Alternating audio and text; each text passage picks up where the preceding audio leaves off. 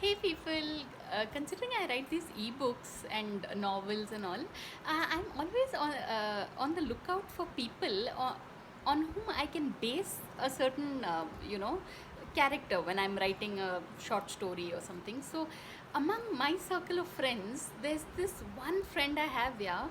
Her name's Vaibhavi Shah, and she's the prettiest architect you can find, in Hyderabad. No, seriously, there is it's very cute, right? Sometimes that's what, like, cute doctors and lovely lawyers. Yeah, that probably doesn't go, but with regard to creating beautiful architecture, because her work, I mean, she runs this cute firm called Kalpavriksh.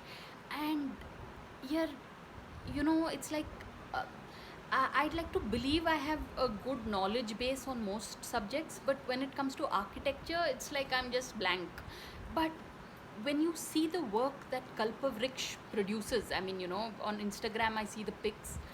It's it's breathtaking. I mean, you all should just get online and do a search on Kalpavriksh to know what I'm speaking about, because she uses a lot of wood, and it has that very old world charm to it. So really, people, I mean, this is that's what I like. A part of my the mission of my channel is that things that are out of the ordinary, I want to kind of throw light on it so that more people get to know. So truly, Vaibhavi, I mean, right from being such a cute person herself to the kind of work she produces, beautiful is the only word to describe it. So check it out, people. It's called Kalpavriksh.